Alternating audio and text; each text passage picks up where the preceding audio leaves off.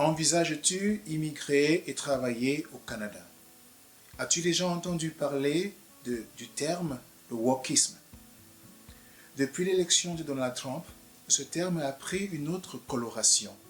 Mais pour toute personne qui souhaite immigrer et travailler au Canada, il est très important que cette personne comprenne le sens de ce mot-là et de voir comment est-ce que la diversité et l'inclusion se manifestent dans le milieu du travail canadien. C'est de cela que nous allons parler aujourd'hui. Je souhaite véritablement que ça t'apporte suffisamment de lumière sur le chemin que tu es en train de vouloir emprunter ou que tu empruntes déjà. Salut, je suis Patrick et bienvenue sur Elevated Impact, ta destination pour booster ton mindset, ta carrière et ton développement personnel. Si tu es prêt ou prête à transformer ta vie, je vais t'inviter à rejoindre notre communauté et surtout à t'abonner. Tu as peut-être ou pas déjà entendu le terme wokisme, surtout ces derniers temps avec les élections aux États-Unis et donc les résultats remportés par le candidat Donald Trump. Mais qu'est-ce que ça veut effectivement dire le wokisme?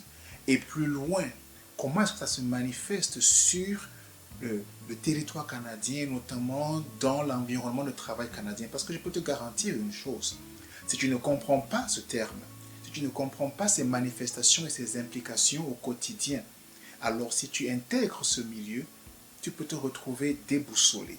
Tu peux te retrouver désarçonné et tu peux même regretter pourquoi tu es venu parce que les choses ne se passent pas toujours comme dans ton pays d'origine. Les choses n'ont pas toujours la même ambiance, le même raisonnement. Tu peux être surpris par ce que tu découvres. Donc il est important non seulement de comprendre ce que ce terme signifie, mais aussi et surtout de voir comment est-ce qu'il se manifeste au quotidien pour finalement imaginer quelles sont les solutions possibles pour que ton immigration se passe de la meilleure des façons possibles. On y va donc. Je vais te lire la définition du terme wokisme. Okay? Le wokisme vient de l'anglais woke, qui veut dire comme wake, woke, qui est le participe passé, donc le verbe éveiller, okay? Ou conscient. Donc le wokisme vient de l'anglais woke, signifiant éveillé ou conscient des injustices sociales. À l'origine, il concernait surtout la lutte contre le racisme, mais aujourd'hui, il inclut également des questions d'égalité, de diversité et de justice sociale. Il y en a qui pensent, notamment le président Donald Trump, que les adeptes du wokisme vont un peu plus loin, vont un peu trop loin en incluant dans cette je n'ai pas dit théorie, dans ce terme, d'autres éléments qui, selon lui, ne devraient pas faire partie du wokisme. Mais bon, malheureusement, dans la société de tous les jours, on observe ça, on regarde ça, on voit ça. Mais il est question d'en prendre conscience. À l'origine, donc, ce terme était simplement une façon d'exprimer une prise de conscience et un positionnement contre les injustices, contre le racisme et favoriser l'égalité. Alors, donc, voilà la définition de wokisme. Maintenant, comment est-ce que ça se manifeste concrètement sur le terrain au Canada? Lorsque tu vas entrer dans le milieu professionnel au Canada, et c'est vraiment important que tu comprennes ça dès maintenant parce que ça te permet de te préparer dans ton esprit, ça te permet d'être psychologiquement prêt lorsque tu vas arriver, pour qu'il n'y ait pas un grand choc. Lorsque tu vas arriver, par exemple, tu vas te rendre compte qu'il y a un langage inclusif. Inclusif dans la mesure où on essaie de respecter certains éléments. C'est-à-dire qu'il ne faut pas dire des choses qui, d'entrée de jeu, va sembler exclure les autres. Par exemple, il y a des gens qui demandent, il y a des entreprises qui demandent aux gens d'indiquer leur prénom. Okay? C'est pas parce que tu vois un homme que tu vas tout de suite dire il. C'est pas parce que tu vois un homme que tu vas tout de suite dire monsieur. Pareil pour une dame. On demande donc aux employés dans les entreprises d'indiquer leur prénom. Cela veut dire que si moi, je choisis que mon prénom c'est elle, et toi tu m'appelles ou tu m'adresses en disant il, je suis offensé et je suis en droit de me plaindre parce que tu n'as pas respecté mon prénom, mon pronom, pas prénom, mon pronom. Ok? Parce que tu n'as pas eu un langage inclusif. Tu m'as identifié en disant il parce que tu supposes que je suis un homme, alors que moi je m'identifie comme une femme. Tu vois très vite qu'il y a une différence nette entre cette façon de faire et la façon de faire de ton pays. Et donc tu peux te mettre en difficulté comme ça simplement parce que tu appelles les gens elle alors que c'est il. Ou tu appelles les gens il alors que c'est elle.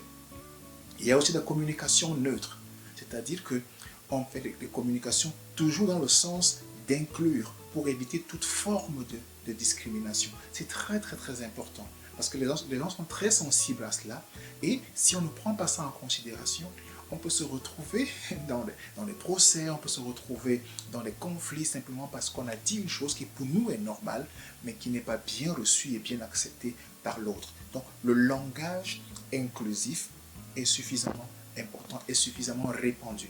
Vous allez voir les gens écrire leur nom, ils vont peut-être dire Patrick Njapa, entre parenthèses, il ou lui. Vous allez voir une autre personne qui va écrire, par exemple, je dis n'importe quoi, Jessica Smith, entre parenthèses, elle. Ok? Donc, ça permet justement de faire la différence. C'est très important de comprendre ça. Une autre chose, et je l'ai un peu évoqué tout à l'heure quand je parlais du langage inclusif, un autre élément de manifestation de ce wokisme-là dans le milieu du travail canadien, c'est l'auto-identification du genre. Auto-identification du genre. Cela veut dire quoi? L'auto-identification de genre permet à une personne de choisir et déclarer son identité de genre sans obligation de fournir une preuve légale. Cette reconnaissance est essentielle dans les démarches administratives et professionnelles. Je n'ai pas besoin de te prouver que je suis une femme. Si je te dis que moi je suis une femme, tu dois t'adresser à moi comme étant une femme. Si un autre est un homme et il te dit que tu dois t'adresser à lui comme une femme, tu dois le faire. Ce sont des manifestations, ce sont des réalités. Parce que si tu ne prends pas ça en considération, lui peut se plaindre. Parce qu'il est protégé par la loi. Elle peut se plaindre parce qu'elle est protégée par la loi. C'est une auto-identification. Pas besoin, comme on l'a dit, pas besoin de fournir de preuves médicales ou légales. Pas besoin. Donc simplement par le fait que je me reconnais, je m'auto-identifie comme tel, bon, c'est suffisant. Pas besoin de démontrer quoi que ce soit. Ça peut être un choc pour d'autres personnes qui viennent d'autres cultures, mais c'est comme ça que ça se passe. Un autre point, auto-identification du handicap. Celui-ci alors, cela veut dire quoi? Une entreprise me contacte et me dit, je voudrais que tu viennes faire une formation, et cette formation-là sera destinée à une population des personnes handicapées, ok, disabled, handicapées. Alors donc, quand je viens, dans ma tête psychologiquement, je me prépare à voir des gens qui ont soit un handicap physique ou un handicap mental ou quoi que ce soit. Mais j'entre dans la salle, je vois que tout le monde, pour moi c'est ok, je ne vois pas de problème. Mais quand je me renseigne, on me dit que non, ils se sont auto-identifiés comme étant handicapés. Certains me disent que leur handicap c'est l'anxiété. D'autres me disent que leur handicap c'est les ressources financières. Donc ils se sont auto-identifiés comme étant handicapés. C'est encore une chose qui me surprend parce que dans nos pays, qu'est-ce qui se passe? Si tu es handicapé, on s'attend à te voir en fauteuil roulant. On s'attend à te voir dans une certaine difficulté de te mouvoir physiquement. Mais là, tu découvres autre chose. Voilà quelques réalités, quelques manifestations du wokisme dans le milieu de travail canadien. Et si tu ne prends pas ça en considération, ton intégration est en danger. Parce que c'est comme ça que ça se passe ici. Il faut donc pouvoir intégrer ça dans ton quotidien. Maintenant, quelques conseils pour pouvoir s'en sortir, parce que sinon, voilà, quoi, on va rentrer aussitôt qu'on est venu. Il faut donc trouver le moyen de s'en sortir. Non, une première chose à faire, c'est d'avoir cette curiosité, cet esprit d'ouverture. Prendre le temps de s'informer sur les valeurs canadiennes. Il y a des ressources partout, disponibles en ligne. Notamment, cette vidéo fait partie de ce type de ressources-là pour te permettre de préparer ton esprit à ce que tu vas rencontrer sur le terrain. Donc, curiosité et ouverture d'esprit. Deuxièmement, respect des identités. Si quelqu'un te dit qu'il faut l'appeler il alors que tu vois elle, c'est pas ton problème. Tu l'appelles il. Si quelqu'un te dit que tu dois l'appeler elle alors que tu vois il, c'est pas ton problème. Tu l'appelles elle. Tu respectes ces identités-là. Tu utilises les pronoms. Si quelqu'un te dit qu'il est handicapé, c'est pas parce qu'il n'est pas en fauteuil roulant qu'il n'est pas handicapé. Lui, il pense qu'il est handicapé. Tu dois donc respecter sa décision de penser qu'il est handicapé. Autrement, il peut te porter plainte. Et il va réussir. Ok? Et il faut donc participer aux activités d'inclusion.